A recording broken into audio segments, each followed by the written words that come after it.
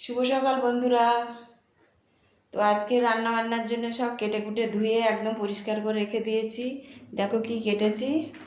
এটা হচ্ছে পটল আর আলু, পটল আর আলু দিয়ে চিংড়ি মাছ দিয়ে একটা হবে।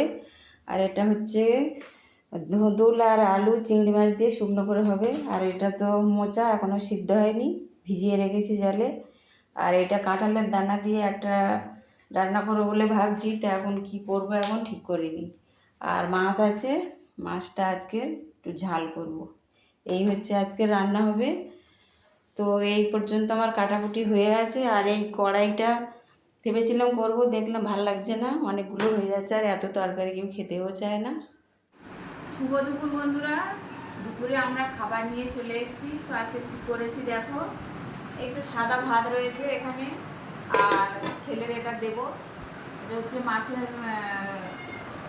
রুই পোস্ত আর কি, 4 মগজ পোস্ত দিয়ে। দই দেওয়া নাকি ওটাতে? হ্যাঁ, দই দেওয়া না দই দেওয়া না।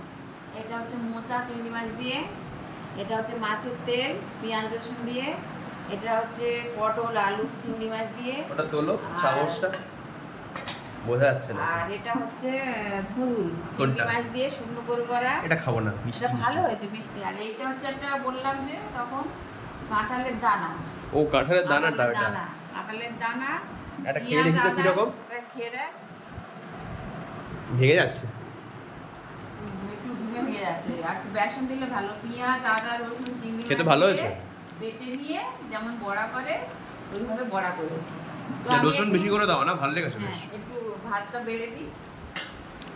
হ্যাঁ পড়বে সব।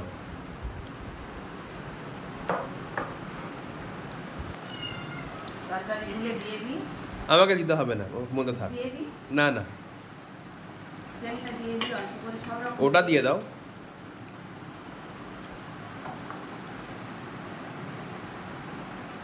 লেগটা একটু সাজিয়ে দিই, ভালো লাগবে দেখতে। সব দিও না, অল্প করে করে দাও। অল্প করে দিচ্ছি, বেশি দেবো না। আমার তো বড়াটাই খেতে ভালো লাগছে, আটটা খাই। তোরা ফের চলে এসছিস? কে এসছে? এই এটা ছোটটা।